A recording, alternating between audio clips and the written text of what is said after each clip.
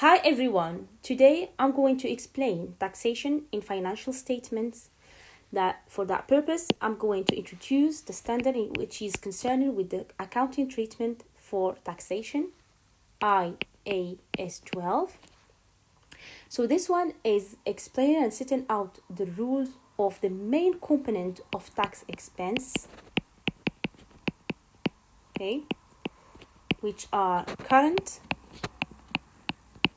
tax and deferred tax. So for the current tax, we have some adjustment that need to be done for it, overestimate or underestimate from previous year. And for deferred tax, we need to talk about transfer to the account, to deferred account, or transfer from the deferred tax account. And I'm going to illustrate examples and explain that in this video. So current tax is quite straightforward, and deferred tax will be a little bit more challenging because new terminologies, and you need to get your head around some of them. But hopefully by the end of this video will be explained. So I'm going to start by current tax. So I have here an example prepared for you. So I did prepare this one for overestimation and underestimation because this is the so I just need to go for a new there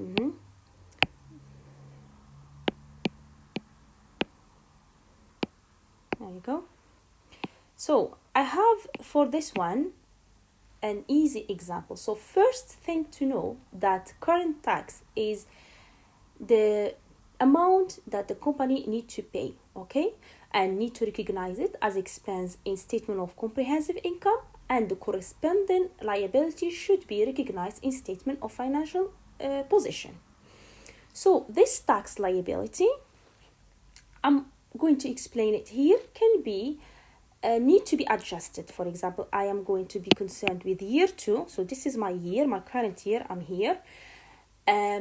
But I need to go back. This is a 2000 estimation, but I'm going to go back to adjust it. I'm going to see what happened in last year to adjust the current year, which is year 2. So I just went for simple year 1 and year 2 and 1000, 2000 for ease of understanding and explaining.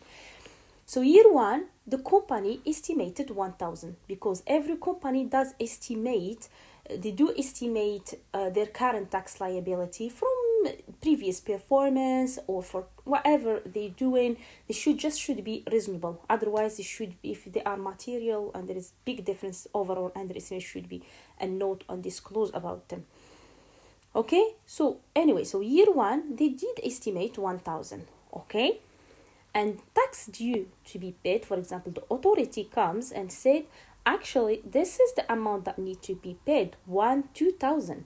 And if you do the comparison between the two, you find out that tax liability is underestimated from the company.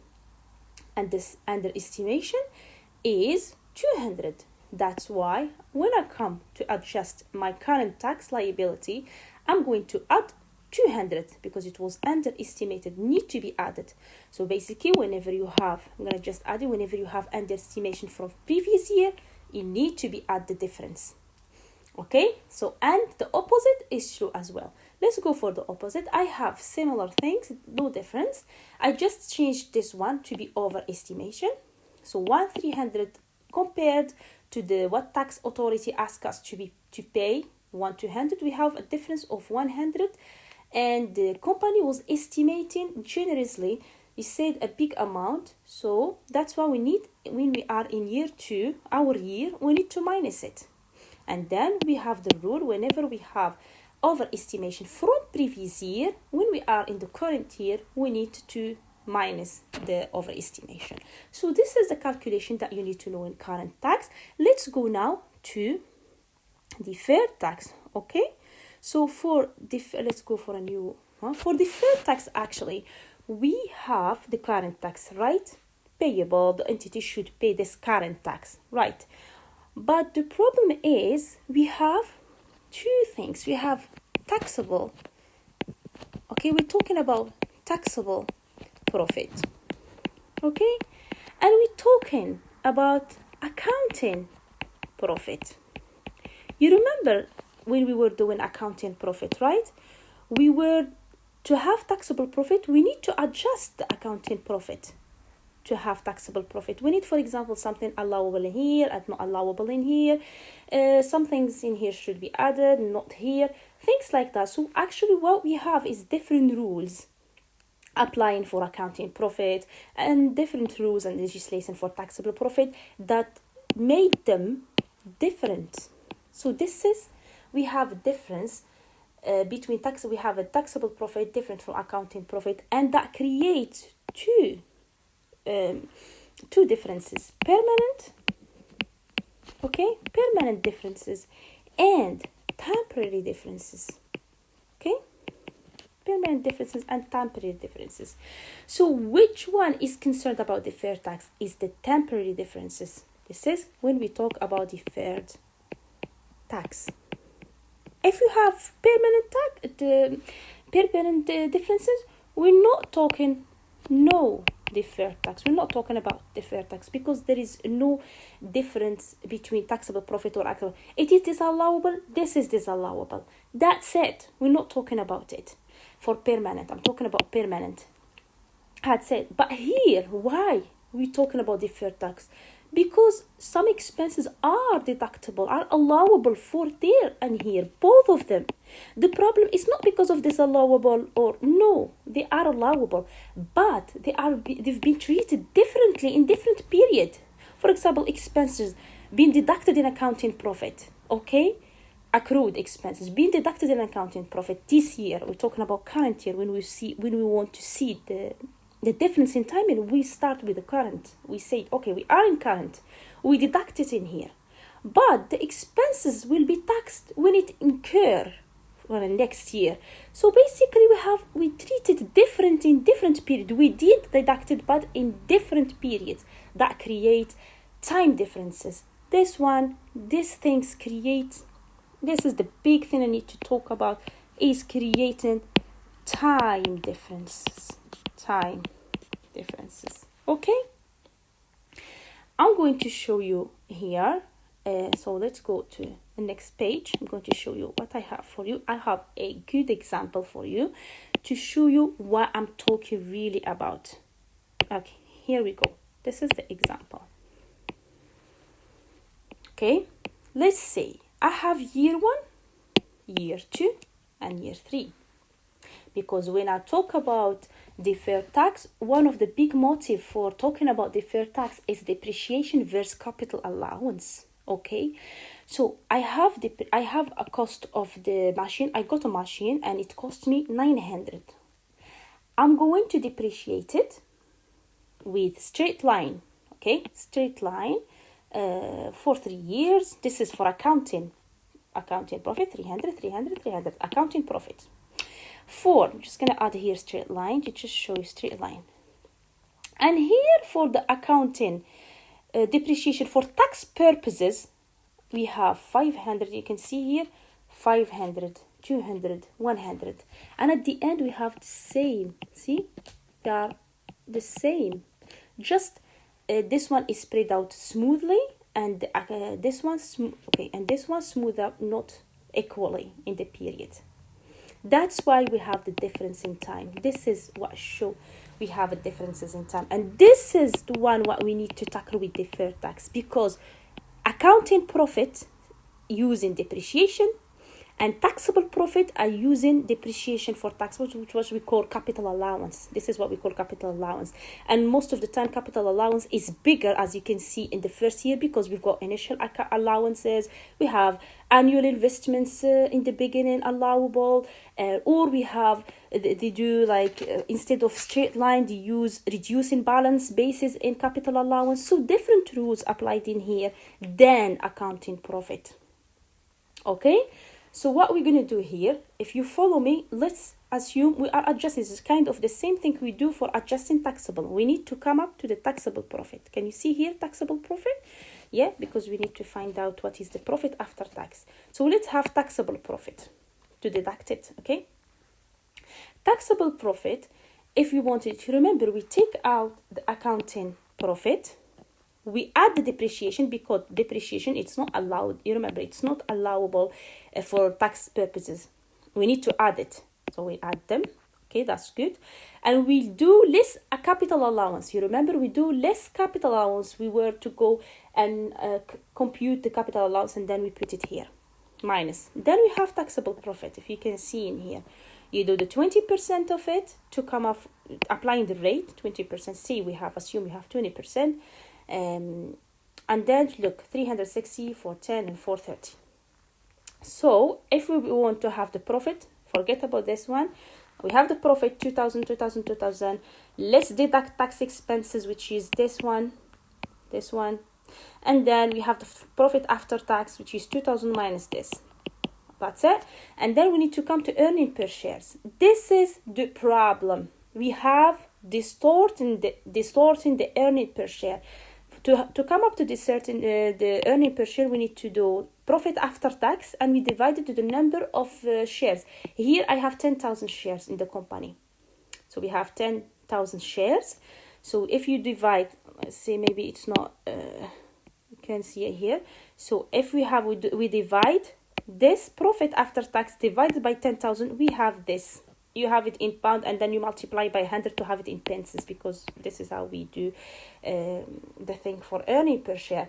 So if you see the earning per share for the company, you can see it was 16.4 and going down, 15.9, then 15.7 and going downwards. And if an investor wants to invest in the company, you will see, he will see the earning per share, and then he say, every year this one is going down. And that's not true. Because the performance is the same. We have 2,000. Look at the profit of the performance. We have 2,000 year 1, year 2, 2,000, year 3, 2,000. So this one will give a misleading information about the performance of the company to the investor, telling them that the performance is going down, which is not the case. The problem that this one is going down because of just the spreading out of the capital allowance that's causing this problem. We have a problem because of the spread. That's not equally done. That's why I'm going to go to the same example and show you the effect of deferred tax. When we did apply deferred tax, we come up of the earning per share to be the same. Okay, so then we have equal and good picture of the company. So let's go to picture. I'm just going to go for the second example page and go for when we did apply here we go, this one. Okay, we have the same, right? Year 1, year 2, and year 3, and profit before tax the same. Look here, tax expenses, remember, so we have current tax. So in tax expense we have current tax, and it is, for example, adjusted for over or under. It's already included. It's not our problem now. And deferred tax. Okay, in tax expense we have this element. So deferred tax, we need to do the calculation of it. And how we do the calculation of deferred tax. So to calculate this 40, we need to show the difference between accounting profit and taxable profit. And this is how we do the thing for it. I have it already down. So look, year 1, we need to do difference between net book value. So this one, like we see, accounting profit. Just I'll do it in red to do the difference. Accounting profit and the tax written down value, talking about tax profit. Okay, so we need to see the difference, because every time we have the difference, we have deferred tax. If we don't have difference, we don't have any deferred tax.